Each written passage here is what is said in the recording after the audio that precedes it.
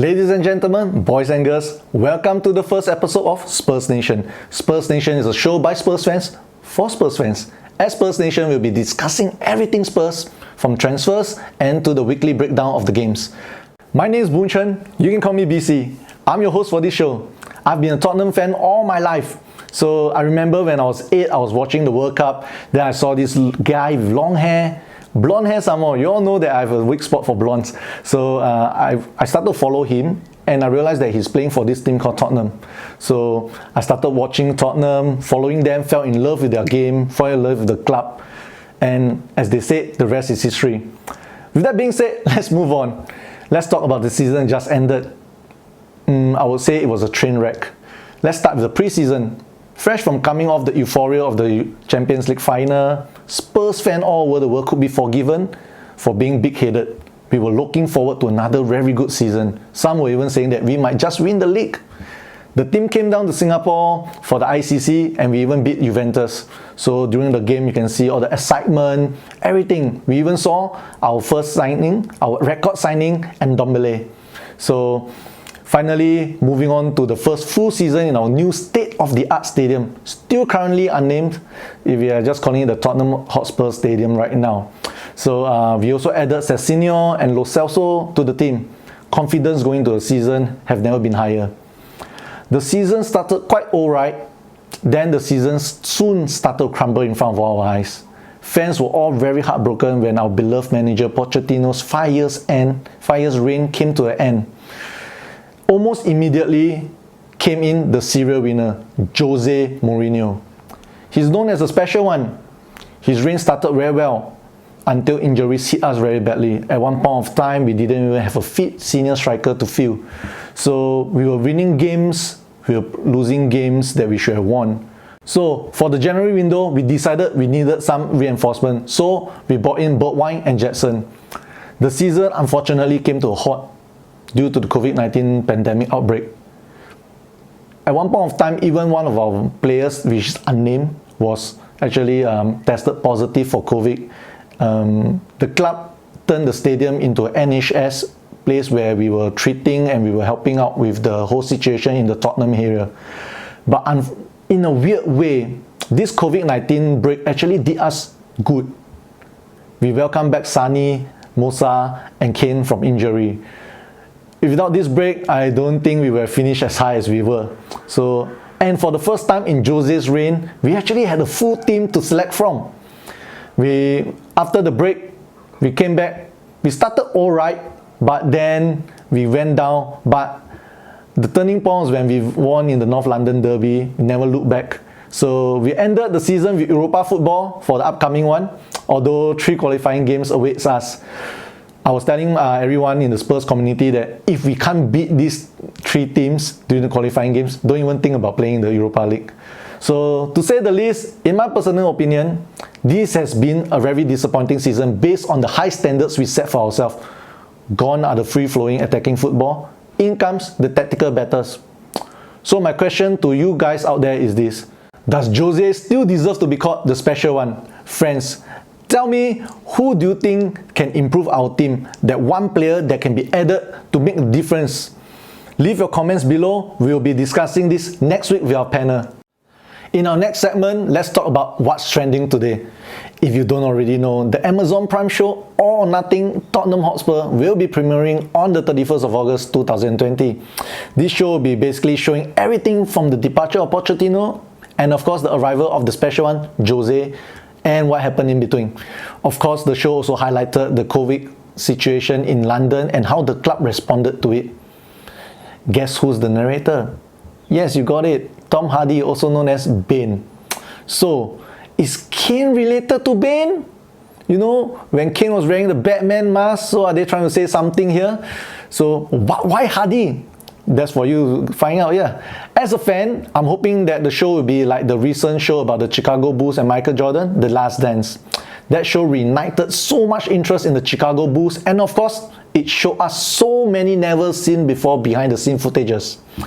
For me personally as a fan, I would like to see this show highlighting the halftime talks, Mourinho's tactical genius, and of course the day where Pochettino was sacked. It was a very sad day for all of us, and how did he actually get Mourinho to join on board? From the trainings and all, we saw all these little footages already in the training ground that Jose is telling us that his name is not Jose but Jose. Can we find out more of these little bits, like how Levy actually changed all the fire hydrants from red to silver? Let's hope that this will not be the last dance for us, and instead the first dance.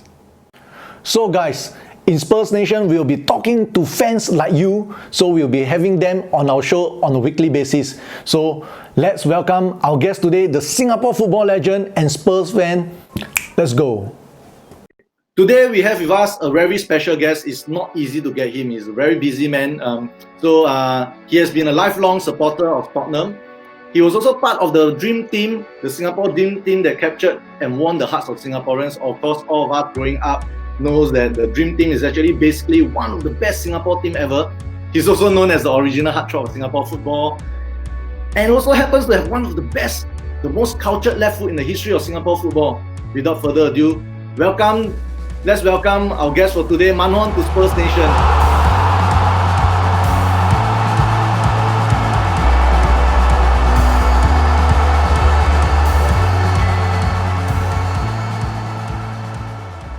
Man Hon, how are you? Hi, good.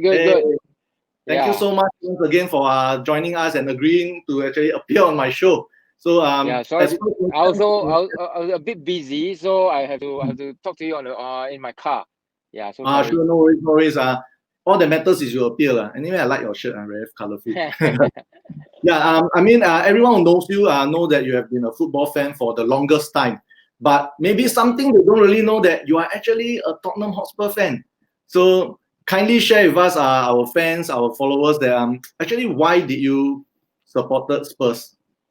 It started when I was primary 1 or 2. So I was watching a football game, and my late uncle is a Liverpool fan. So he always encouraged me to get Liverpool, got to go and support Liverpool. This team is very good. But to me, I like the white color jersey. So it happened when they played in the UEFA Cup last time, they call it. So they won over Anderlecht. That was a game that was the very first game I watched Spurs play. And I was intrigued by how they won it. And since then, I've been a Spurs fan already. Yeah. Oh yeah, I think in our little conversations every now and then, you're also telling me that you're a very big fan of this particular player, Glenn Hodder. So yes. In any way inspired you into being a professional footballer? Well, when I was very young, I used to play football with older boys. So they downstairs, I know the void deck, all these things. Then I always think that I'm Glenn Hodder. So I try to play like him, and he's one of the best players in the world until now. You can't find a very good playmaker like him. And until now, I still idolize him. I go to his website and take a look and see what is he going on, all these things. And so far, I think he's still one of the best midfielder England have ever produced. I think people will be very hard to disagree with you on that. Glenn has been, but not a very good manager. Luckily, we sacked him. Anyway, next on, the season has just ended recently. So many reasons the season got delayed, got postponed, got paused because of COVID-19. But for the upcoming season, what do you think? What is your wish, your preview for the season for us?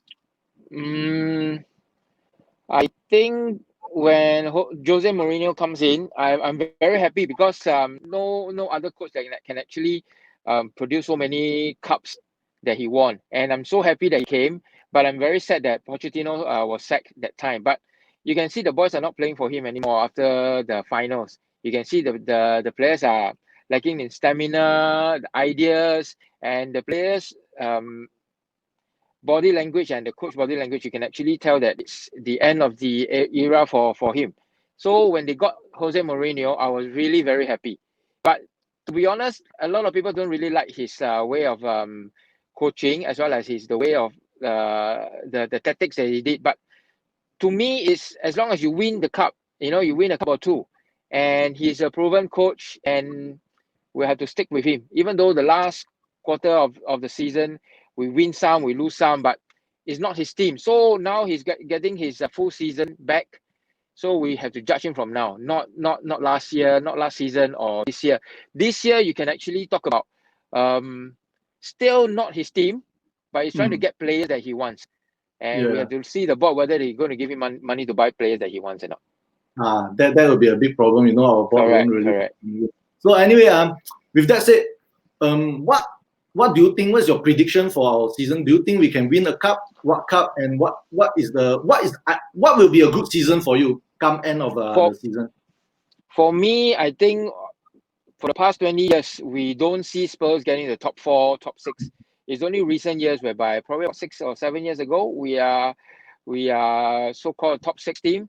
So this coming season, I really hope that they can get into the top 4. Firstly, the first target, and secondly, maybe we can win a cup or two. Maybe a FA Cup will be good because in the history of Spurs, we are very good in the FA Cup runs, but recently we are not. So I hope we can get at least a FA Cup this coming season. Yeah. I mean, for me personally, I think top 4 and Europa. I think the Europa is easier to win compared to the FA Cup. Because Europa, the toughest team is probably the other team from London. And then, but FA Cup, you got the Liverpools, you got the Uniteds, you got the Cities, and also top 4, I think, is very, very achievable. We were so close to top 4 last season if we have beaten the teams that we should have beaten, like Bournemouth. So, I think the season is good. Like what they always say, the future is bright, the future is white, the future is lily white.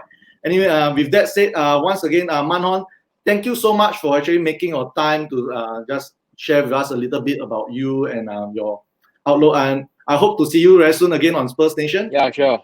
Anyway, that's it. Thank you so much, Man Hon, once again. You have a great day and stay safe. Yeah. Sure. Okay. Thank you. Bye-bye. Bye. Sadly, we have come to the end of this week's episode. So remember to like, share, and subscribe. We'll see you in the next episode. Remember, COVID-19 is still very real. Wear your mask, wash your hands, keep a safe distance, love each other. Remember, to dare is to do, but don't anyhow do things. Bye-bye. Kya? Kopi?